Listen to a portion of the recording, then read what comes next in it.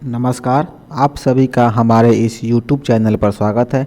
इस वीडियो में हम बात करेंगे NTA UGC नेट JRF के पेपर कोड 1 के बारे में। आप सभी जानते होंगे पेपर आपके नेट की परीक्षा में 2 पेपर होते हैं, पेपर 1 और पेपर 2।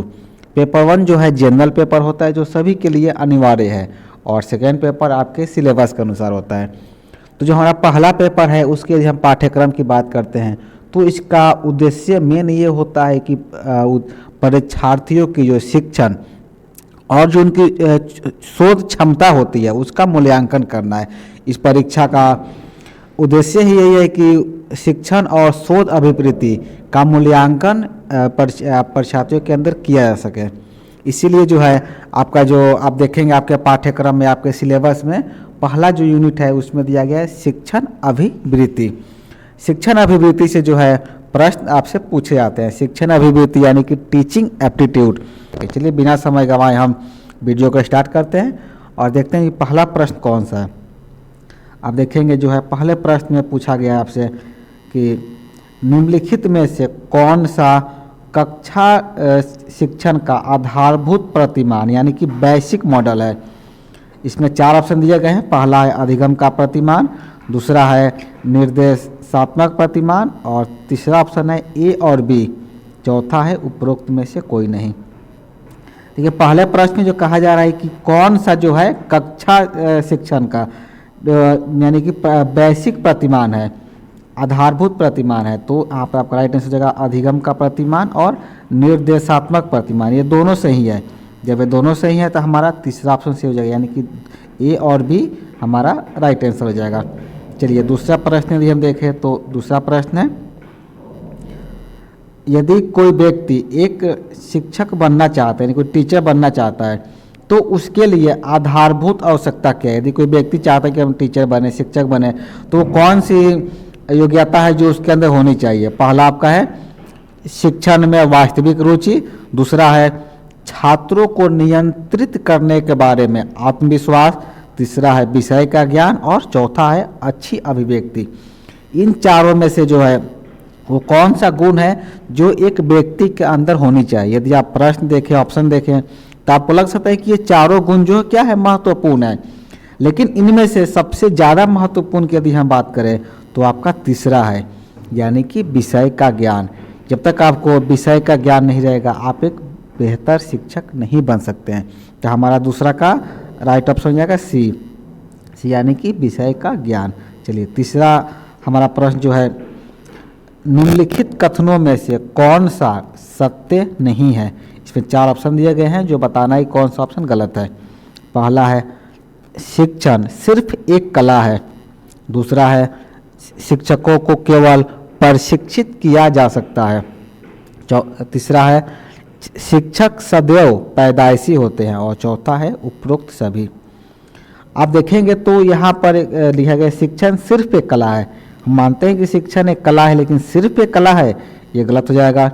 दूसरा क्या आपका, दूसरा है कि शिक्षकों को केवल प्रशिक्षित किया जा सकता है। शिक्षकों को तो प्रशिक्षित किया ही जाता है, लेकिन केवल शब्द है तो ऑप्शन मेरा ये भी गलत हो जाएगा। शिक्षक सदैव पैदाइशी होते हैं, ये बात गलत है। तो क्या हो जाएगा हमारा चौथा ऑप्शन सही हो जाएगा, यानी कि उपरोक्त सभी। ये क्या है, तीनों ऑप्शन जो है गलत है। चौथा प्रश्न है, निम्नलिखित में से शिक्षक में सबसे वांछित कौशल कौन सा है।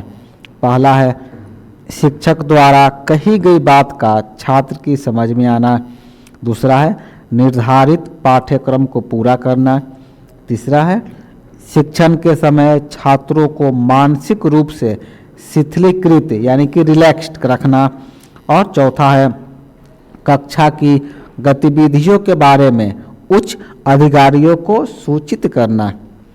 तो पहला इसका राइट आंसर हो जाएगा कि शिक्षक द्वारा कही गई बात का छात्रों की समझ में आना। अब जो चीज़ें क्लास में बताते हैं तो आपको सबसे पहला क्या होना चाहिए कि जो बातें हम क्लास में कह रहे हैं वो हमारे विद्यार्थी समझ पा रहे हैं कि नहीं समझ पा रहे हैं, ये सबसे महत्वपूर्ण कौशल आपके अंदर होना चाहिए। तो हमारा राइट आंसर क्या हो जाएगा फर्स्ट। देखिए बाकी विकल्प की यदि हम बात करें तो दूसरा में दिया हुआ है निर्धारित पाठ्यक्रम को पूरा करना, ये तो होता ही है कि आपको पूरा कराना है। शिक्षण के समय छात्रों को मानसिक रूप से शिथिलीकृत यानी कि रिलैक्स रखना, कक्षा की गतिविधियों के बारे में उच्च अधिकारी को सूचित करना, ये भी काम होते हैं एक शिक्षक के, लेकिन इसको सेकेंड स्टेज में रखा था। पहला सबसे क्या हो जाएगा कि शिक्षक द्वारा कही गई बात को छात्रों की समझ में आना। जब तक आपकी बातें जो है छात्र नहीं समझेंगे, कोई भी चीज़ आप छात्रों को बता नहीं सकते हैं। पांचवा हमारा प्रश्न आप देखेंगे, पांचवे में जो है दो सूची दी गई, यानी कि सूची 1 को सूची 2 से आपको सुमेलित करना है स्मृति स्तर, ग्रहण शक्ति और विचारशील स्तर। इसके प्रस्तावक कौन कौन, यानी कि हर्बर्ट, मॉरिसन और हंट।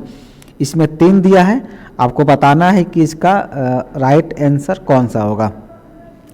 यदि हम देखें तो आप देख सकते हैं कि पहला का जो हो जाएगा स्मृति स्तर का कौन होंगे, हर्बर्ट हो जाएंगे, ठीक है।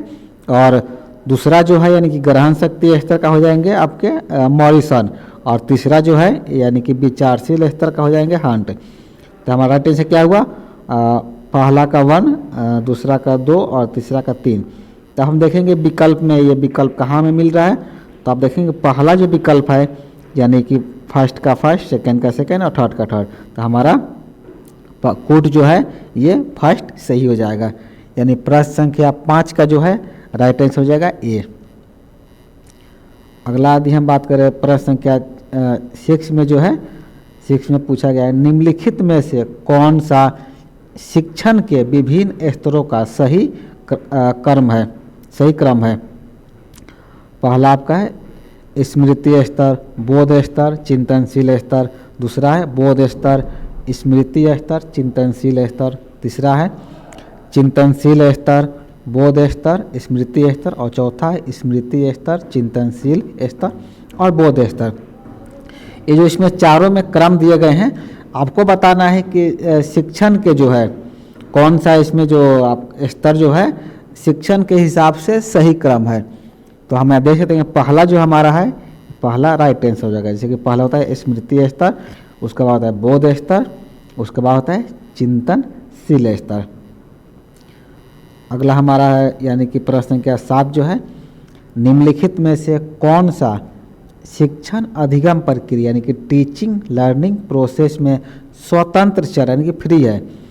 शिक्षक, शिक्षार्थी, संस्थान या फिर माता पिता। इन चारों में से आपको बताना है कि टीचिंग लर्निंग प्रोसेस में जो है जो स्वतंत्र चर होता है, फ्रीडम जो चर होता है वो कौन सा है। तो इसका राइट आंसर हो जाएगा शिक्षक यानी कि टीचर। हमारा जो 8वां प्रश्न है, 8वें प्रश्न में कहा जा रहा है कि निम्नलिखित में से कौन सी विधि प्रत्येक शिक्षक के द्वारा प्रयोग करनी चाहिए। यहाँ पर कुछ विधि के बारे में वर्णन किया गया, जो आपको बताना है कि वो कौन सी विधि है जो प्रत्येक टीचर को, प्रत्येक शिक्षक को यूज करनी ही चाहिए। पहला आपका है विश्लेषणात्मक और संश्लेषणात्मक यानी कि एनालिटिकल एंड सिंथेटिक्स। दूसरा है संश्लेषणात्मक और विश्लेषणात्मक, केवल विश्लेषणात्मक और केवल संश्लेषणात्मक। तो इसका हमारा राइट आंसर हो जाएगा, यानी प्रश्न के 8 का जो है राइट आंसर हो जाएगा ए, विश्लेषणात्मक और संश्लेषणात्मक। चलिए ठीक है। और 9वां में आप देख सकते हैं, 9वां में भी 2 सूची दी गई है, यानी कि सूची 1 को आपको सूची 2 से मिलान करना है।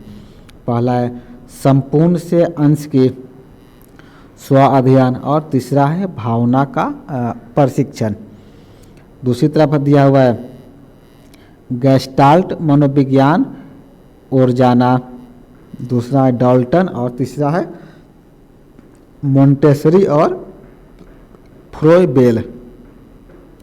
इसके यदि हम राइट आंसर की बात करें तो पहला हो जाएगा, जो आपका पहला देख रहे हैं कि संपूर्ण से अंश की, तो इसका राइट होगा गेस्टाल्ट मनोविज्ञान की ओर जाना। दूसरा है स्व अध्ययन, स्व अध्ययन का हो जाएगा डाल्टन। और तीसरा है भावना का प्रशिक्षण यानी कि मोंटेसरी और फ्रोइबेल। तो यानी क्या हुआ आपका फर्स्ट का फर्स्ट, सेकंड का सेकंड, थर्ड का थर्ड। तो कोट में देखेंगे ऐसा हमारा कहाँ टैली कर रहा है, तो ए में टैली कर रहा है 1 2 3। तो आपका 9 का जो है राइट आंसर हो जाएगा ए। और इस वीडियो का अंतिम और 10वां प्रश्न है निम्नलिखित में से कौन सा कथन शिक्षण की प्रकृति को दर्शाता है। 4 यहाँ कथन दिए गए हैं, आपको बताना है कि ये कौन सा कथन जो है शिक्षण की प्रकृति को दर्शाता है। शिक्षण एक कला है, शिक्षण एक विज्ञान है, यह विज्ञान एवं कला दोनों है, या यह न तो कला है और न ही विज्ञान है। तो इसका राइट आंसर आपको ही पता होगा, तीसरा हो जाएगा यह विज्ञान एवं कला दोनों ही है। शिक्षण क्या है, एक कला भी है और शिक्षण विज्ञान भी है। तो चलिए आज के वीडियो में इतना ही। हम 10-10 प्रश्नों का इस सेट आप सभी के बीच लेकर आएंगे ताकि वीडियो का साइज छोटा रहे और आप बेहतर तरीके से अपनी तैयारी पूरी कर सकें। अगला वीडियो जो है हम इसके पार्ट 2 में लेकर आएंगे। वीडियो को पूरा देखने के लिए आपका धन्यवाद।